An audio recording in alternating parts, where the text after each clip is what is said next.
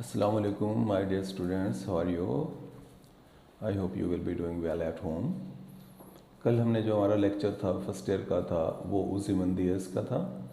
उज़ीमंदियस हमने तकरीबन तफसील से उसे पढ़ा। आज हम उसके जो करने जा रहे हैं वो हैं हमारे पास सिनोनिम्स भी हैं और हमारे पास मल्टीपल चॉइस भी हैं। फिर हम आपको बताएंगे भी रेफरेंस टू द कंटेक्स्ट कैसे लिखा जाता है।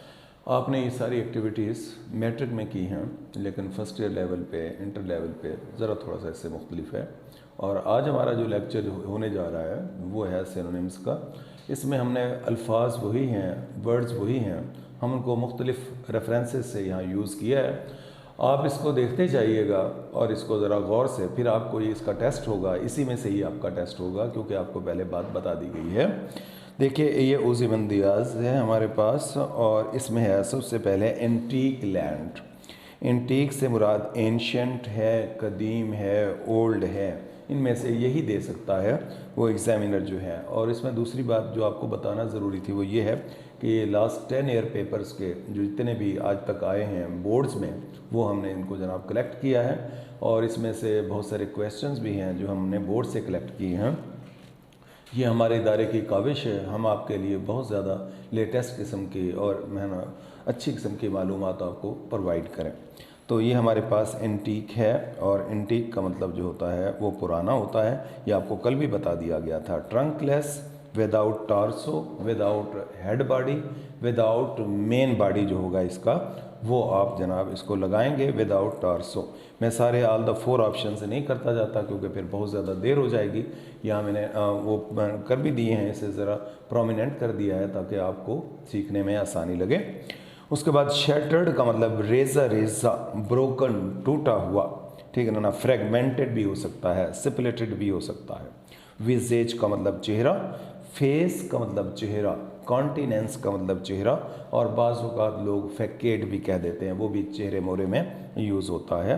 फ़राउन तेवरी चढ़ाना, ये इम्तिहान में बहुत दफ़ा यूज़ हुआ है, ठीक है ना। स्काउल का मतलब तेवरी चढ़ाना और गेप GAPE हैरानी के अंदर देखना, ये भी वही होता है।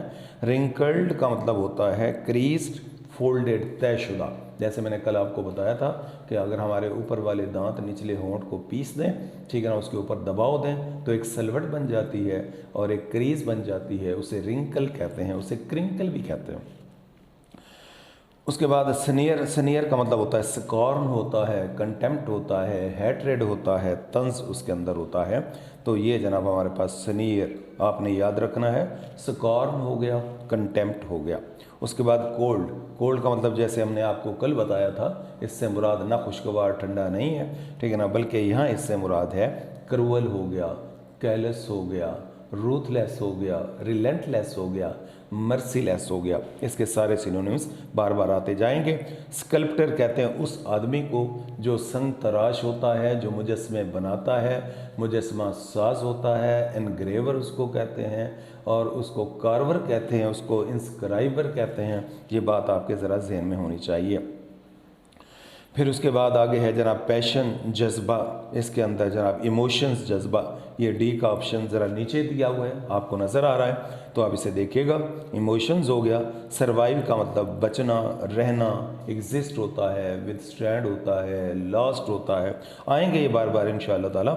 मौक का मतलब होता है नकल उतारना, कॉपी करना, ठीक है ना, इमिटेटेड, नकल उतारना के मायनों में, ठीक है ना, यूज़ होता है। तो इसके बाद आगे है स्टैम्प्ड का मतलब होता है मार्क्ड, उसके ऊपर निशान लगा हुआ था, प्रिंट हुआ था, इम्प्रिंटेड हुआ था, मार्क्ड हुआ था। उसके बाद पेडिस्टल कहते हैं पायदान को, वो प्लेटफॉर्म, वो थड़ा, वो चबूतरा जिसके ऊपर जनाब वो खड़ा हुआ था मुजस्मा, उसको आप बेस भी कह सकते हैं, उसे आप स्टैंड भी कह सकते हैं। माइटी का मतलब होता है ताकतवर, पोटेंट, पावरफुल, स्ट्रॉन्ग, स्टर्डी, ठीक है ना, ये सारे वर्ड्स इसके सिनोनिम्स हैं। माइटी। डिस्पेयर का मतलब मायूस होना, लूज होप होना और रेक का मतलब होता है तबाह कर देना, रूइन माने तबाह कर देना, रेकेज का मतलब भी तबाह होता है। बाउंडलेस का मतलब जिसकी कोई हद ना हो, बाउंड्री हद को कहते हैं, ऐसा ना, जो बाउंडलेस होता है उसकी कोई बाउंड्री नहीं होती, इसे अनलेस कह सकते, एंडलेस कह सकते हैं और इसको जनाब है ना लिमिटलेस भी कह सकते हैं आप। उसके बाद आगे है जनाब बेयर। बेयर माने एक्सपोज, खुला, जिसके ऊपर ना कोई दरख्त हो, ना श्रब्स हो, ना हर्ब्स हो, ना ट्रीज हो, तो इनको जनाब क्या कहते हैं, इनको कहते हैं लोन। बिल्कुल जनाब, बैरन, वीरान। बेयर, बेयर का मतलब एक्सपोज, खुला, ओपन टू व्यू। उसके बाद आगे है जनाब हमारे पास लोन है, बैरन, बंजरीला, रेत, रिमोट एरियाज, दूर दरपरे का इलाका। स्ट्रेच माने फैला हुआ, स्प्रेड माने फैला हुआ, एक्सटेंडेड का मतलब फैला हुआ। एक्सटेंड जनाब फॉर अवे, दूर दूर तक, लिमिटलेस हो गया, ठीक है ना, डीलिमिटेड हो गया, लिमिटलेस हो गया। उसके बाद जनाब आगे हो गया डेक्के हो गया। डेक्के का मतलब तबाहशुदा, डिकम्पोजिशन, रुइन हो गया। उसके बाद विजेज, मैंस फेस कहते हैं। रेक का मतलब तबाहशुदा, रेमनेंट्स माने तबाहशुदा, इसको मैंने हाईलाइट नहीं कर सका, ठीक है ना, तो ये रेक रेमनेंट्स हो गया। क्लोसल हो गया, बहुत बड़ा। ह्यूज का मतलब बहुत बड़ा, वास्ट का मतलब बहुत बड़ा, जाइगेंटिक का मतलब बहुत बड़ा, और बिग का मतलब बहुत बड़ा। शैटर्ड फिर आ गया, रेजा रेजा, स्मैश्ड भी कह सकते हैं, पीसेस भी कह सकते हैं, फ्रेगमेंटेड भी कह सकते हैं, डिमोलिश्ड भी कह सकते हैं। ये फ्राउन हो गया, फ्राउन का मतलब तेवरी चढ़ाना। ग्लेयर, स्काउल, इसका जो पेपर्स में दिया गया है वो ज़्यादातर स्काउल दिया गया हुआ है। फ्राउन का बार बार ये लफ्ज़ आएगा, आप इसको अच्छी तरह से देख लीजिएगा। ग्लेयर और उसके बाद जनाब स्नीयर हो गया, फिर वो तंज हो गया, है ना, पहले भी आ चुका है। रिडिक्यूल हो गया, तमस्कर उड़ाना हो गया। सर्वाइव का मतलब बचना, अभी आपको पहले बता दिया गया है। रिमेन माने रहना। लास्ट का मतलब आखिरी भी होता है, और लास्ट का मतलब जारी रखना भी होता है, ठीक है ना, यहाँ जारी रहना, रिमेन, उसी मीनिंग में ये यूज़ हुआ है। और उसके बाद जनाब एग्जिस्ट का मतलब रहना हो गया। आगे है हमारे पास मॉक्ड।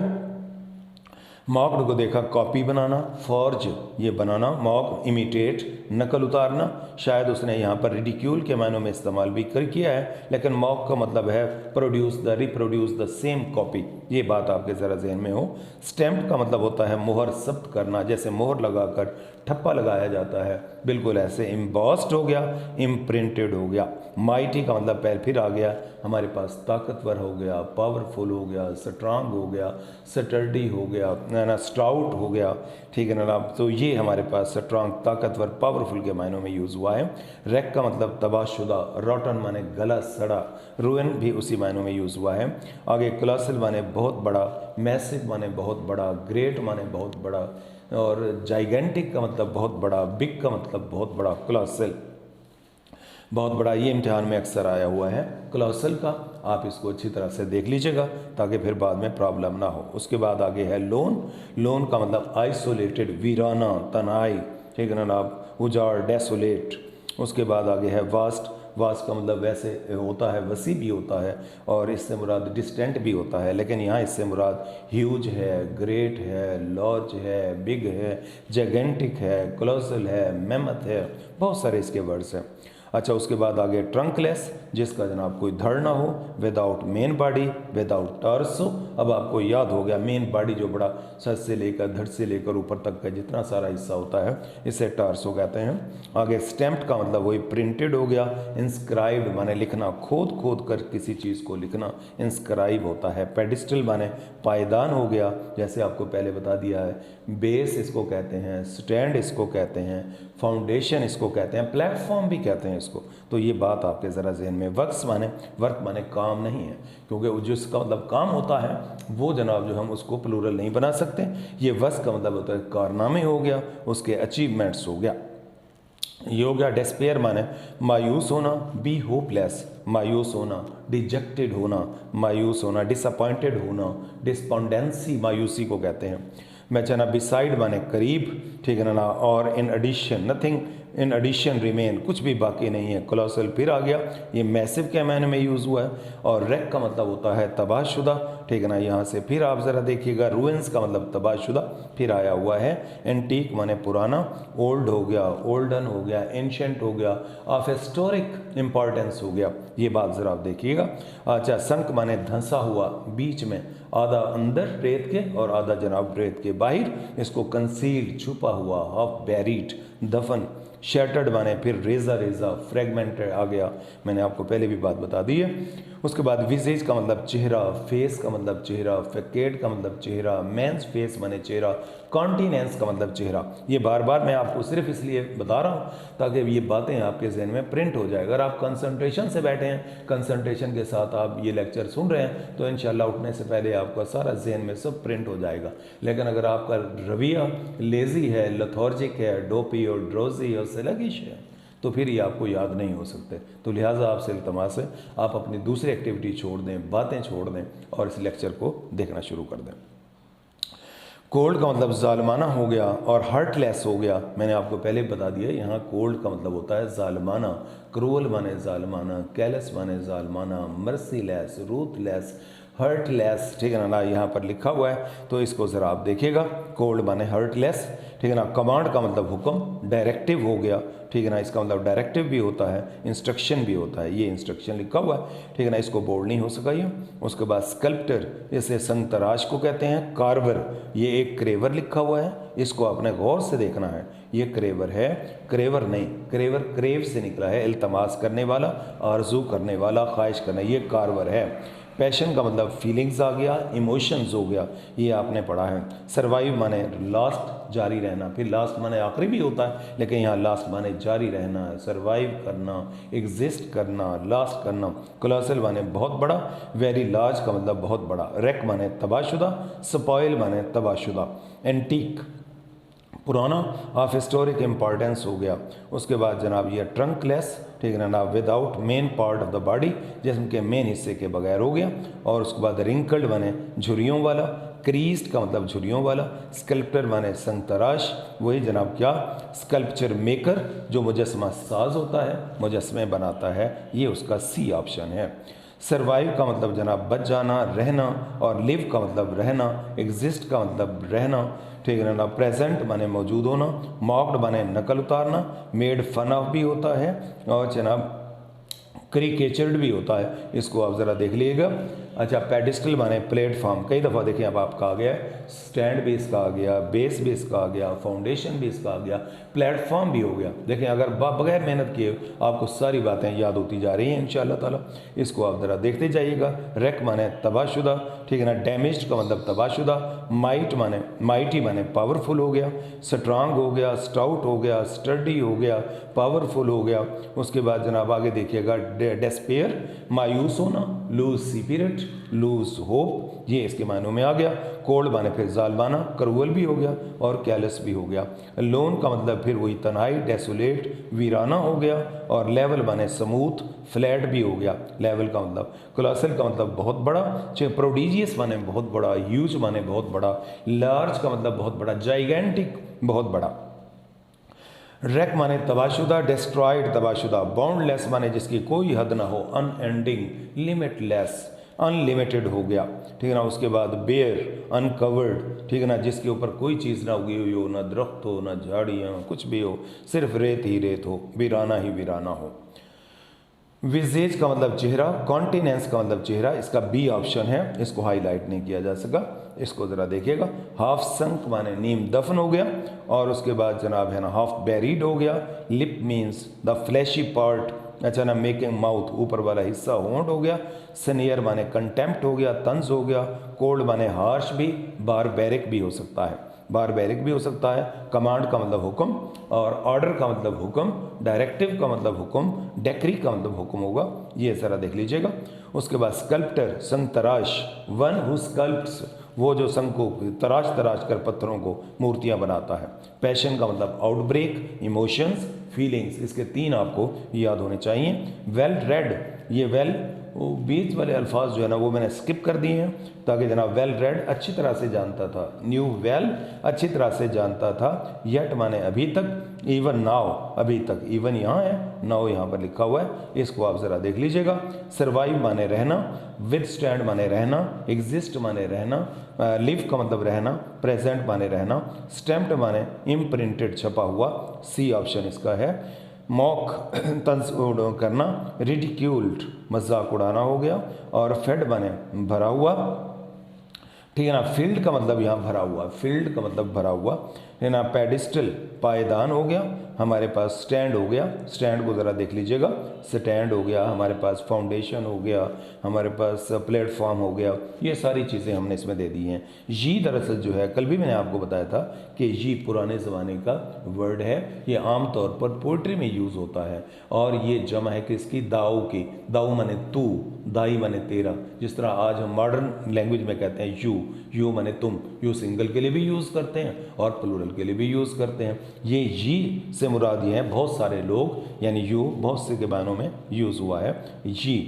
उसके बाद कोलोसल माने बहुत बड़ा, अच्छा ना ट्रेमेंडस माने बहुत बड़ा, अच्छा रैक माने तबाहशुदा हो गया, और जनाब ये डेब्रीज हो गया, मलबे को कहते हैं, डेब्रीज माने मलबा हो गया। उसके बाद बाउंडलेस माने दूर दूर तक, ठीक है ना, एंडलेस दूर दूर तक हो गया। और उसके बाद जनाब बेयर हो गया, ठीक है ना, बेयर का मतलब ओपन टू व्यू, जो बिल्कुल नज़ारे के लिए खुला हुआ हो, उसमें कोई रुकावट ना हो, हर्डल ना हो, हिंड्रेंस ना हो, कोई बैरियर ना हो, उसको कहते हैं ओपन टू व्यू हो गया। और बेयर माने चिटिल मैदान, बिलीक जिसके अंदर कुछ भी ना हो, और लेवल माने फ्लैट भी हो गया, स्मूथ भी हो गया, PLANE प्लेन, रंधे को भी कहते हैं, जो दरखानों के पास होता है, कारपेंटर्स के पास होता है, वो भी चीज़ को बिल्कुल स्मूथ कर देते हैं, तो PLANE प्लेन, हवाई जहाज़ को भी कहते हैं, लेकिन प्लेन उस रंधे को भी कहते हैं जिसके ज़रिए वो चीज़ें करते हैं। तो आप ये देखिएगा मल्टीपल चॉइस, ये हमारे पास तकरीबन 100 थे जिसको हमने दोहराया। अब मल्टीपल चॉइस आपके पास, उज़िमंदियास वाज अ किंग, बादशाह था। ये नीचे ज़रा सेटिंग में ऐसा हो गया कि वरना ये सारे एक ही लाइन में थे, किंग हो गया। The poet met a traveller से मिला था, ठीक है ना। द अच्छा विजिज वाज हाफ संक, उसका चेहरा दफन था। अब मैंने आपको पहले भी अर्ज़ किया था कि आप इसको ज़ुबानी याद कर लें पोइम को। अच्छा ठीक है ना, कोई ऐसी बात तो नहीं है, याद भी हो जाएगा, हमारे पास रेफरेंस टू द कंटेक्स्ट भी हमें याद हो जाएगा। और आधे से ज़्यादा क्वेश्चन जो एग्जामिनर्स उठाते हैं आम तौर पर, तो ये मैं रात इसको बना रहा था तो उस वक्त मैंने क्या किया, मेरे पास पिछली बुक्स थी 10 ईयर्स की, उसमें जो बार बार क्वेश्चन रिपीट हुए हैं वो मैंने आपको इसके एंड में दे दिए ताकि आप उनको याद करें, फिर आपका जो एग्ज़ाम होगा वो उन्हीं में से ही होगा। वो तकरीबन पूरी पोइम को ही कवर करते हैं जो। अच्छा लेग्स वर वास्ट ह्यूज था। उसके बाद जनाब statue was standing on pedestal, pedestal पर खड़ा था, उस पायदान पर खड़ा था। लिप्स वर रिंकल्ड थे उसके होंठ।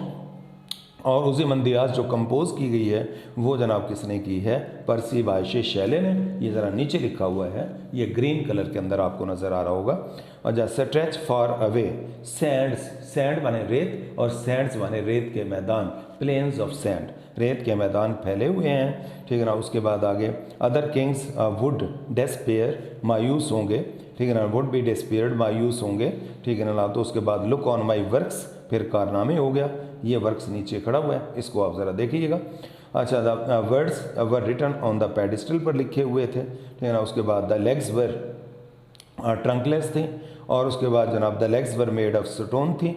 उसके बाद fed with cruel passions heart, किसका heart, the heart of the king, बादशाह का जो दिल था, ठीक है ना, वो भरा हुआ था जज्बात से, ठीक है ना, जो ना रहा इस दुनिया के अंदर। और उसके बाद जनाब was familiar with those cruel passions, sculptor संगतराश, इनग्रेवर हो गया, इंस्क्राइबर हो गया।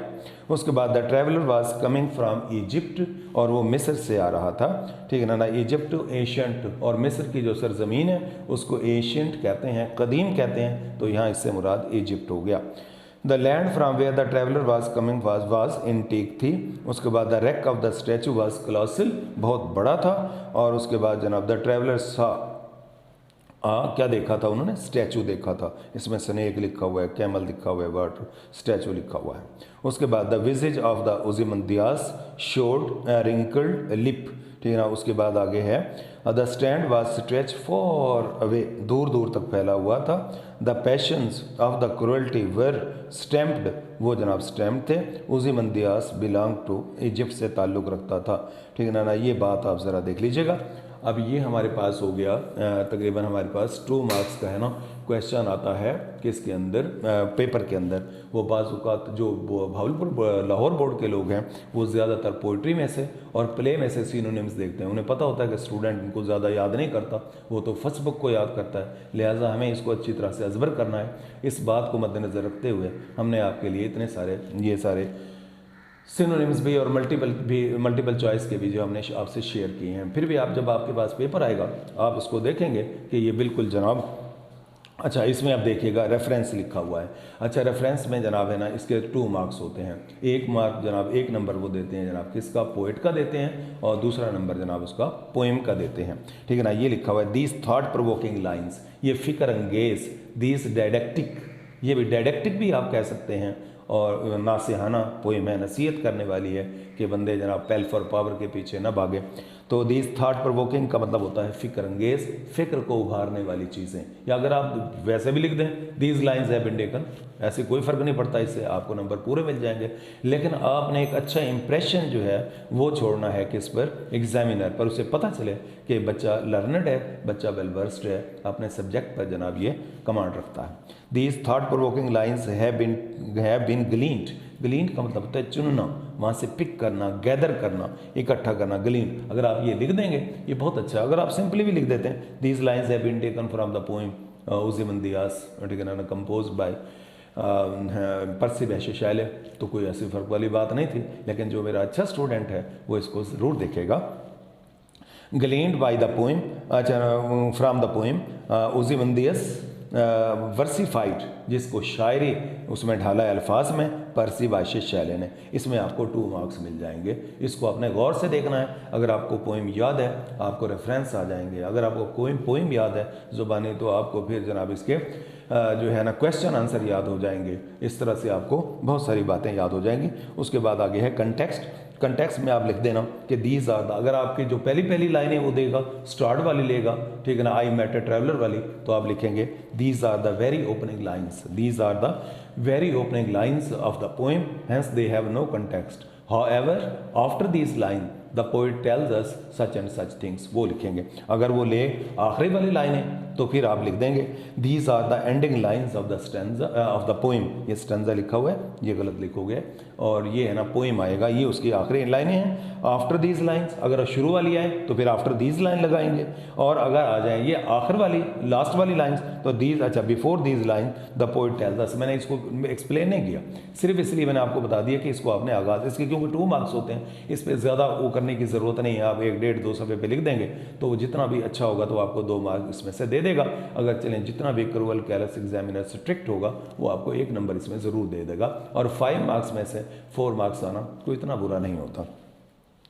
अच्छा, द पोइट हैज़, उसके बाद जनाब फिर क्या हुआ, तो ये बात लिखने के बाद फिर बीच में थोड़ा सा आप कोई ना कोई उसके अंदर ना कोई प्रोवर्ब दे दें ताकि उसको ज़रा, अच्छा, उसको अलहदा करके लिखना है। कभी फिर इंशाल्लाह मुलाकात होगी तो आपको समझाएंगे कि पेपर सॉल्व करने का सही मेथडोलॉजी उसकी क्या है, ठीक है ना। तो ये देखिएगा, the poet has ridiculed the kings, rulers, leaders and despots and dictators and sovereigns and monarchs, ठीक है ना, फरमारवाओं को किया है कि जो अपने आप को बड़े फन्ने कहाँ कहते हैं, आखिर उनका अंजाम यही होता है, क्योंकि अल्लाह ताला ने कुरान मजीद फुरकान हमीद में फरमाया है कुल्लु मन अलैहा फ़ान, दुनिया और इसकी हर चीज़ जनाब फ़ना होने वाली है, कुल्लु नफ्सिन ज़ाइक़तुल मौत। अगर ये बात अरबी के अंदर भी अगर आप लिख देंगे तो ये ज़रा इम्प्रेस करने वाली होगी। आप देखिएगा, man is mortal, everything in the world is perishable, ये ख़त्म होने वाली, फना होने वाली। Shelley has put words of inscription in effective ironic contrast के साथ लिखा। आयरनी उसमें उसने यूज़ किया। आयरनी क्या होता है, ये एक लिटरेरी टर्म है, फिगर ऑफ स्पीच है।